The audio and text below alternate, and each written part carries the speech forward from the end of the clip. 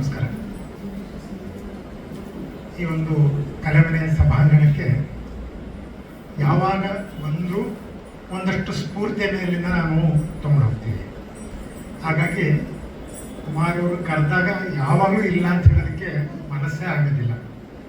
ಮೊದಲನೇದಾಗಿ ಇಲ್ಲಿಯ ಒಂದು ವಾತಾವರಣ, ಇಲ್ಲಿಗೆ ಬರ್ತಿದ್ದ ಹಾಗೆಯೇ ಆ ರೀತಿಯಾದಂಥ ಒಂದು ವೈಬ್ರೇಷನ್ ನಮಗೆ ಸಿಗುವಂಥದ್ದು.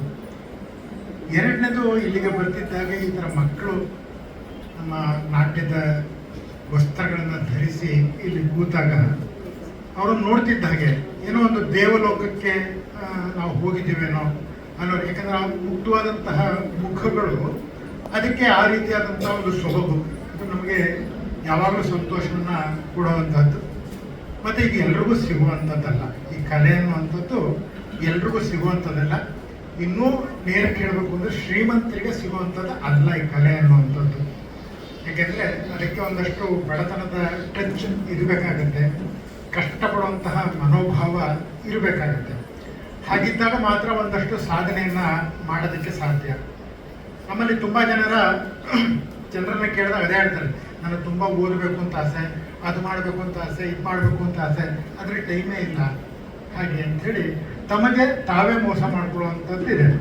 ನಾನು ಅದೇ ಹೇಳ್ತೀನಿ, ಕೈಯಲ್ಲಿ ವಾಚ್ ಕಟ್ಕೊಂಡಿರ್ತೀವಿ, ಟೈಮ್ ಇಲ್ಲ ಅಂತ ಹೇಳ್ತೀವಿ ನಾವು. ಅಂತ ರಾತ್ರಿ ಹೊತ್ತು ಮಲಗಕ್ಕೆ ಮುಂಚಿತವಾಗಿ ಬೆಳಗಿಂದ ನಾನು ಏನೇನೋ ಮಾಡಿದೆ ಅಂತ ಒಂದ್ಸರಿ ನೋಡಿದ್ರೆ ದಿವಸಕ್ಕೆ ಒಂದು 3-4 ಗಂಟೆಗಳಷ್ಟು ಹಾಳು ಮಾಡ್ಕೊಂಡಿರ್ತೀವಿ.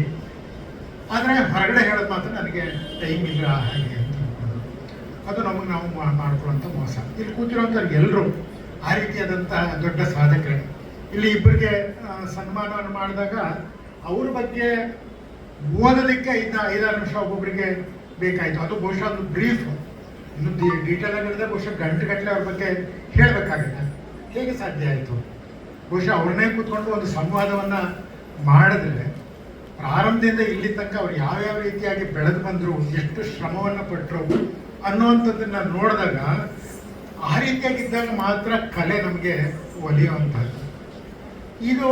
ಈ ಒಂದು ವೇದಿಕೆ, ಡಾಕ್ಟರ್ ಕುಮಾರ್ ಅವರ ಈ ಒಂದು ವೇದಿಕೆ ಏನಿದೆ, ನಾನು ಸುಮಾರು ವರ್ಷಗಳಿಂದ ಆ ಕಡೆ ಬರ್ತಾ ಇದ್ದೀನಿ. ಹತ್ರದಲ್ಲಿ ಹುಡುಕ್ತಾರೆ, ಬರೀ ಮೈಸೂರಿನವರು ಅಂತಲ್ಲ, ರಾಜ್ಯ ಅಂತಲ್ಲ, ದೇಶ ವಿದೇಶ, ಅಲ್ಲಿ ಒಂದಷ್ಟು ಜನ ಯಾರು ಈ ರೀತಿಯಾಗಿ ಸಾಧನೆಯನ್ನು ಮಾಡಿದ್ದಾರೆ ಅಂಥವ್ರನ್ನ ಹುಡುಕಿ ಈ ವೇದಿಕೆಗೆ ಕರೀತಾರೆ. ವೇದಿಕೆ ಇದು ಆವರಣ ಚಿಕ್ಕದು, ನಮಗೇನು 1000 ಜನ ಬೇಕು ಅಂತಲೂ ಇಲ್ಲ. ಇಲ್ಲಿ ಕೂತಿರುವಂತಹ ಕಲಾ ರಸಿಕರು ಅಂತ ಹೇಳ್ಬೋದು, ಅಥವಾ ಕಲೆಯನ್ನು ಪೋಷಣಕ್ಕೆ ಇಷ್ಟಪಡುವಂಥವ್ರು ಅಂತ ಇರ್ಬೋದು, ಅಷ್ಟು ಜನ ಸಾಕು. ಇಂತಹ ಒಂದು ಸಭೆ ಆ ರೀತಿಯಾದಂತಹ ಗಂಭೀರವಾದಂತಹ ಒಂದು ವಾತಾವರಣದಲ್ಲಿ ಇಲ್ಲಿ ನಡೆಯುತ್ತೆ. ಮತ್ತು ಇಲ್ಲಿ ಒಂದು ಅರ್ಧ ಗಂಟೆ 1 ಗಂಟೆ ಕೂತು ಆ ನಾಟ್ಯವನ್ನು ಅದನ್ನು ನೋಡಿದಾಗ ಮನಸ್ಸಿಗೆ ಒಂಥರ ಸಮಾಧಾನ. ಅದು ಪ್ರಸನ್ನವರ ಪ್ರಾರಂಭದಲ್ಲಿ ಬರ್ತಿದ್ದಾಗ ಪ್ರಸನ್ನ ಕುಮಾರ್ ಅಂತ ಹೇಳಿದ್ರು, ಇಲ್ಲಿ ಒಂದ್ಸರಿ ಮಕ್ಕಳನ್ನೆಲ್ಲ ಹೆಂಗೆ ನೋಡ್ಕೊಂಡ್ರೆ ರಾತ್ರಿ 10 ಗಂಟೆ ಕೂತ್ಕೊಂಡು ಒಂದೇ ಸಲ ಕೆಲಸ ಮಾಡ್ಬೋದು, ಅಷ್ಟು ಒಂದು ಸ್ಫೂರ್ತಿ ಬರುತ್ತೆ ಅನ್ನೋ ಮಾತನ್ನು ಅವರು ಬರ್ತಾ ಇದ್ದಾರೆ. ಅದು ನಿಜಾನೂ ಸಹ.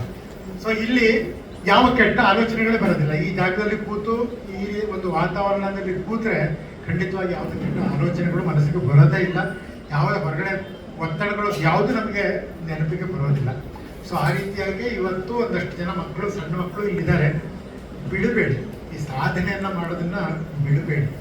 ಹೊರಗಡೆ ನಮ್ಮನ್ನ ಕೆಟ್ಟ ಅಟ್ರಾಕ್ಷನ್ಗಳು ಬೇಕಾದಷ್ಟಿದೆ, ಅದರ ಮುಖ್ಯವಾಗಿ ನಮ್ಮ ಮೊಬೈಲ್, ಅವುಗಳಿಂದ ಒಂದಷ್ಟು ದೂರ ಹೋದ್ರೆ ಮಾತ್ರ ನಾವೇನಾದ್ರು ಒಂದಷ್ಟು ಸಾಧನೆಯನ್ನು ಮಾಡೋದಕ್ಕೆ ಸಾಧ್ಯ. ಇದಕ್ಕೆ ತಪಸ್ಸು ಅನ್ನೋ ಮಾತನ್ನ ಹಿಂದಿಂದನೂ ಹೇಳ್ಕೊಂಡ್ಬಂದಿದ್ದಾರೆ. ತಪಸ್ಸು ಅಂದರೆ ಕಾಡಿಗೆ ಹೋಗಿ ನಿಂತ್ಕೊಂಡು ತಪಸ್ಸು ಮಾಡಬೇಕು ಅಂತ ಅಲ್ಲ. ಅದು ನಾವಿರುವಂಥ ಜಾಗದಲ್ಲೇ ನಾವೊಂದು ಕಲೆಯನ್ನು ಆರಾಧನೆ ಮಾಡಿದ್ರೆ ಅದು ಸಹ ತಪಸ್ಸೇ ಆಗುತ್ತೆ. ಅದಕ್ಕೆ ಒಂದಷ್ಟು ಅಡಚಣೆಗಳು ಇದ್ದೇ ಇರುತ್ತೆ. ಹಿಂದೆ ನಾವು ಕಥೆಗಳನ್ನ ಕೇಳಿದಾಗ ಅವ್ರ ಋಷಿಮುನಿಗಳು ಅವರ ಸಾಧನೆ ಮಾಡೋಕ್ಕೆ ಹೊರಟಾಗ, ತಪಸ್ಸನ್ನು ಮಾಡೋಕ್ಕೆ ಹೊರಟಾಗ ಒಂದಷ್ಟು ಅಡಚಣೆಗಳು, ಪ್ರಲೋಭನೆಗಳು ಈ ಥರದ್ದು ಇದ್ದಿದ್ದನ್ನ ಕೇಳ್ತೀವಿ. ಅದನ್ನು ಯಾರು ದಾಟಿ ಮುಂದೆ ಹೋಗಿದ್ದಾರೋ ಅವ್ರ ಹೆಸರು ಇವತ್ತಿಗೂ ನಾವು ಜ್ಞಾಪಿಸ್ಕೊಳ್ತೀವಿ. ಸೊ ಹಾಗಾಗಿ ಈಗಿನ ಏನು ಮಕ್ಕಳು ಪ್ರಾರಂಭ ಮಾಡಿದ್ದಾರೆ ಅವರು, ಮತ್ತು ಯಾರಿಗಾಗಲೇ ಕಲಿತಿದ್ದಾರೆ ಅವ್ರದನ್ನು ಮುಂದುವರಿಸುವಂಥದ್ದು, ಇದು ಒಂದು ರೀತಿಯಾಗಿ ಸೋಷಿಯಲ್ ರೆಸ್ಪಾನ್ಸಿಬಿಲಿಟಿ ಅಂತಲೂ ನಾನು ಹೇಳೋಕ್ಕೆ ಇಷ್ಟಪಡ್ತೀನಿ. ಯಾಕೆಂದರೆ ಎಲ್ಲೋ ಕೆಲವರು ಮಾತ್ರ ಈ ರೀತಿಯಾದಂಥ ಅವಕಾಶಗಳು ಸಿಗತ್ತೆ. ನಮಗದು ಸಿಕ್ಕಿದೆ, ಕುಮಾರ್ ಅವರಿಗೆ ಸಿಕ್ಕಿದೆ, ಅದನ್ನು ಅವರು 4 ಜನಕ್ಕೆ ಹಂಚುವಂತಹ ಕೆಲಸವನ್ನು ಮಾಡ್ತಿದ್ದಾರೆ. ಹಾಗಾಗಿ ಅವ್ರ ಬಗ್ಗೆ ನನಗೆ ತುಂಬ ಗೌರವನೇ. ಮತ್ತು ಇಷ್ಟು ಜನ ನಾವು ಬಂದಿರುವಂಥವ್ರು ಅವರ ಅಭಿಮಾನಿಗಳು ಅಂತಲೇ ಹೇಳೋದಕ್ಕೆ ಇಷ್ಟಪಡ್ತೀನಿ. ಮತ್ತು ಕೇವಲ ಅವರೊಬ್ಬರಲ್ಲ, ಅವ್ರ ಇಡೀ ಕುಟುಂಬ. ಈ ಕಾರ್ಯಕ್ರಮ ಮಾಡಬೇಕು ಅಂದರೆ ಅವ್ರ ಇಡೀ ಕುಟುಂಬ ಅದಕ್ಕೆ ಶ್ರಮವನ್ನು ಹಾಕುತ್ತೆ.